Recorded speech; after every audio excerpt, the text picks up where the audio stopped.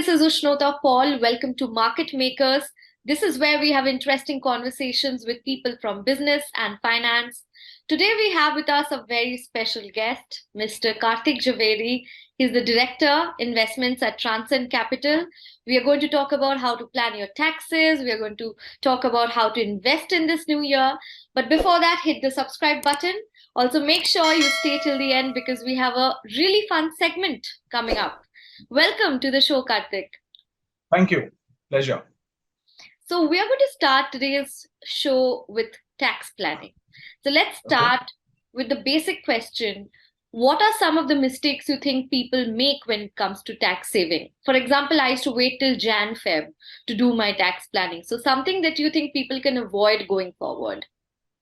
Oh, absolutely. This is a human behavioral aspect. I don't think we can do anything to really prevent that because for all the salaried people, when their companies tell them, give me your declarations, and when that email comes through from the HR in January, that's the time everybody thinks, oh, I have to do something. And for most business owners, it's even later. By the time it is 25th, 27th of March, they think about, oh, let me just quickly do some tax planning. I haven't done my tax deduction for the year. So, like I said, part of human behavior, very difficult to sort of control. And despite that, we have to make it happen. But what are the mistakes that some people do? What happens there is a lot of times people, because in that hurry, they buy anything randomly that is going to give them tax savings. So very often, they'll end up buying an insurance policy, which may not be good for them, which may not give them great returns on their money, which may tie them up for many, many years in the future. Right. So these are issues that happen. Sometimes they just rush to the bank and, whatever the banker puts in front of them, as long as they're getting the deduction, that urge to save the tax right now is so large that you forget about the merits, you forget about taxation, you forget about flexibility, you forget about liquidity, and you just go grab that 1.5 lakhs and you tell yourself, I'll worry about it later. And the later never happens. Next year, the same mistake repeats. Right. So according to you, what are 3 tax saving instruments that add no value to your portfolio? So this is like a continuation from what you were just mentioning. So if you can give a little context to what are these 3 tax saving instruments that will add no value to our portfolio? Actually, the first off is there is a 5-year fixed deposit that some people do, which gets you this tax benefit. I mean, it's a it's a tax saving deposit. You get your tax deduction, great. But what's going to happen is that interest is taxable. You're earning a measly sum of interest. And these days, when the interest rates are going up a little bit, so tiny benefit there, but not really.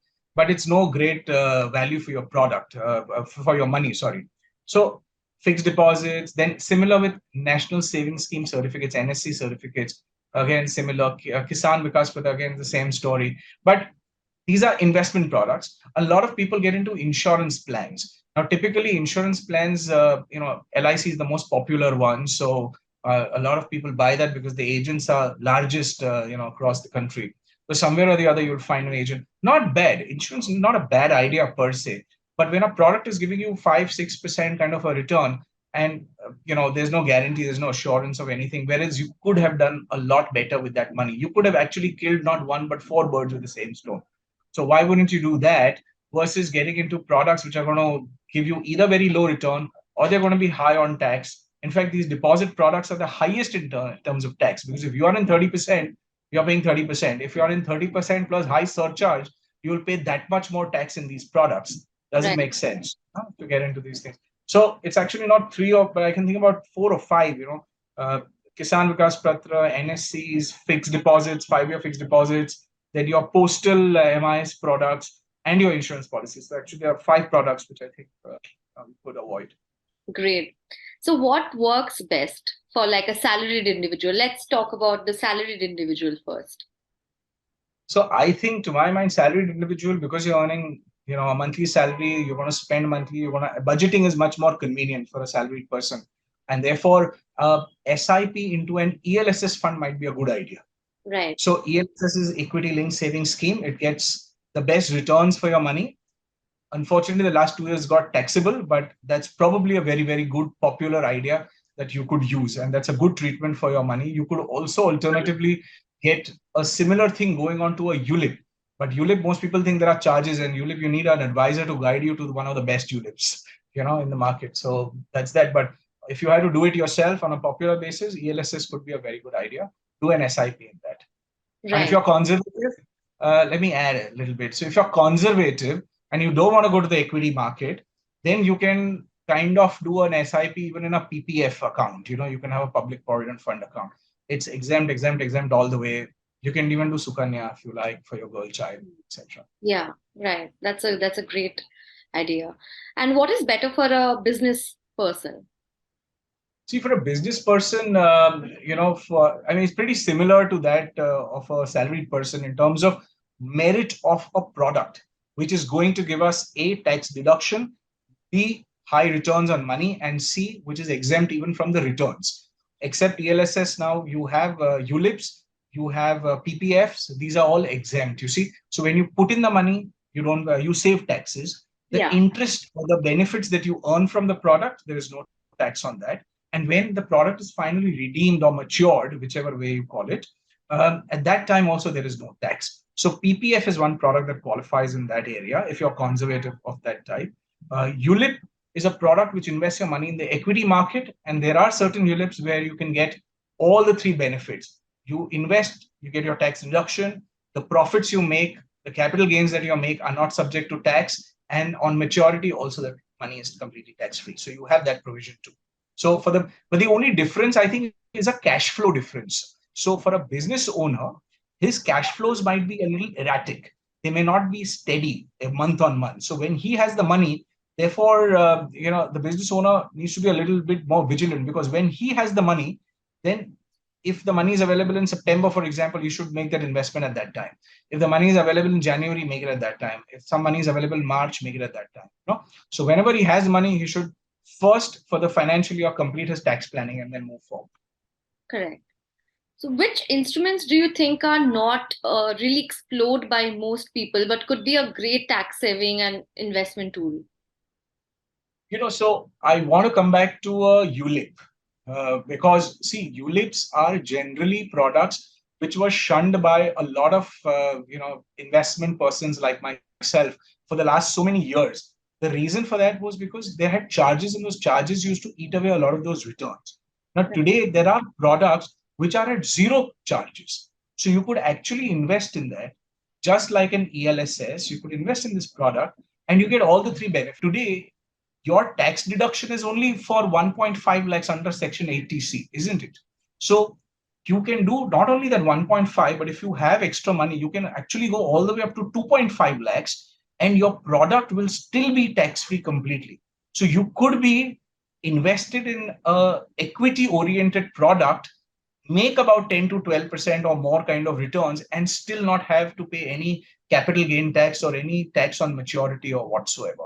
So it's a product which I urge everyone to explore. And of course, otherwise we have our PPFs and Sukanya and ELSS, which to my mind are the best. Right, right. Also, Kartik, to add on to that, what kind of planning should people who need to pay advance taxes do?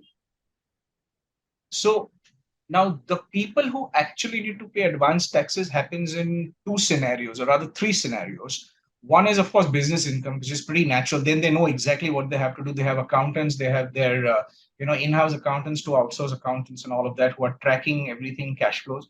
I think that area doesn't have a problem. The problem happens to people who are earning a lot of money in terms of rent, house rent, where you have to pay advance tax on your own, and for the people who are making profits through the stock market, capital gains, short term, long term, and speculative.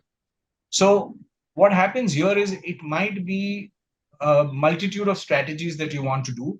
So A, you can do a SIP into a liquid fund, accumulate some amount of tax. So look at your last year. For example, if you landed up paying, say, 5 lakh rupees as advance tax across the 4 quarters, then it might be a good idea for you to try and do a 30,000, 40,000 SIP into a liquid fund, so that when the tax time comes along, you can simply withdraw and pay your taxes. That's one way of doing it. The other way of doing it is to, as you earn, keep paying.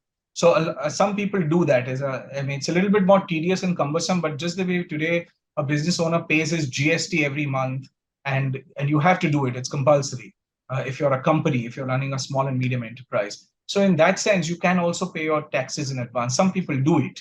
They don't really wait for the 4 quarters to pay advance tax. They do it anyways. Okay. And the third is, of course, there is nothing that takes away the fact that you need to be disciplined and you need to have some sort of a monitoring system. So need to know how much you've earned, what you've done. And advance tax means you're earning well, right? And you're earning enough to justify a payment of an advance tax. So therefore, I think it might even be a good idea to sort of hire an accountant. And if you can't do that, there are companies which help you with it's like a pay as you go kind of a service. It's an outsourced accountant, but it might be a good idea to have somebody to kind of help you with those numbers. Right. So we'll take like one last question. As far as tax saving is concerned, what are the top Sure. three ways one can save tax and also get the best out of their investments? So the moment you say get the best out of their investments, my antennas go up, and the only thing I can think about is equities. Now, there are three ways that you can get tax saving and equities. So I will go in order of my personal preference. At number three, I would like to put the NPS, National Pension Scheme, because it has the facility where you can invest a substantial amount of your money into equities and enjoy those equity returns. But the negatives for that is it's a very long drawn process. It's a multi-year process, locked in for a long time. But remember, you get returns. Best treatment of money happens there. And there is taxation at the end of it. When you start getting your pension income, there's taxation. But number three is NPS. Number two is ELSS for me. It was number one all along, except that now it started getting taxed since the last year. Now we are paying 10% long-term capital gain tax on that. Lock-in period is the smallest, which is 3 years. Returns historically, last 20 years return can be verified. They are excellent products and have done a fabulous job helping you save taxes plus creating wealth, right? And number one, I would like people to explore the zero cost ULIPs that are available in the market today. So check them out, because you will get some amount of insurance, but that's really not the motivation. You can make that investment, money goes in the equity market, and you get your tax deduction, you earn capital gains, you move the money, you can switch the money around, no capital gains even in that scenario. And finally, whenever you decide to pull out your money after 5 years, 10 years, 15 years, 20 years, it's up to you. You can hold it as long as you want. Whenever you decide to take out the money, it's all tax free. That's amazing. Okay, so now that we are done with tax planning, we come to my favorite part of the show. It's a 1 minute investment. This is rapid fire. I'll give you a scenario and you pick assets that I should be investing in. So I'm saying I because I'll be talking in first person. Let's assume that I'm those people, and you're going to tell me which assets I should be investing in. Fair So the enough. first Okay. scenario, I'm in my 30s, I have a family to provide for, interest rates are rising. Okay. So what you will do is you will get into an SIP and an equity product. And you want to know why? Yes, please. Because with interest rates rising, what's going to happen is inflation is going to be higher in years to come. Your cost of living is going to go up. Your returns need to not only beat inflation, but it needs to give you a surplus over and above that inflation. So interest rate going up means inflation goes up. Inflation goes up means your return needs to be even higher than that. And the only thing that can do that for you is an equity oriented product. And if you are young, you can do an SIP, continue doing your SIP for 5, 10 years, and you will really see the magic happening after 8 or 10 years. Amazing. Okay. I'm new to the market and it is very volatile. Do I enter now or wait? Any time is always a good time to enter the market, because when you enter the market, understand you have to be there for at least 10 years. Okay. And today with technology, if you are slightly more of the aggressive nature, you can buy a small case. You get small cases to buy right from 50,000 rupees to as much as 5 lakhs. And you can, of course, invest even more. So if you want to try and time it, market is volatile. Thoda market niche gaya. I mean, if it goes down, then you like it, you can go into a small case. You can do that. So choices, small case, or just be nice and sane, focus on your work, do the SIP. That's very encouraging. Okay, next. I'm 21, just started working. I earn 35,000 per month. Where can I save tax and get the best ROI? Okay, so ELSS is one place where you can get the best ROI and you can save your tax. If you're conservative, PPF. And if you want to explore something new, then go to the equity ULIP with zero cost. Great. I'm 65 plus, I'm a retiree and do not have a pension. What should I do? Get into an annuity plan. Annuity plans these days are good because interest rates are high.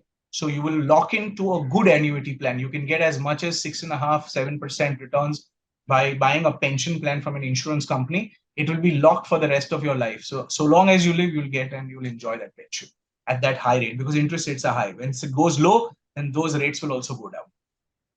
That's great. We covered, I think, all age groups, all kind of scenarios, and there's a solution for everything. It was a pleasure having you on our show. But to my audience, don't invest before you do your own research, and ensure you hit the subscribe button because we will be bringing more such content in 2023. Thank you once again, Kartik. Thanks for having me. Investment in securities market are subject to market risks. Read all the related documents carefully before investing.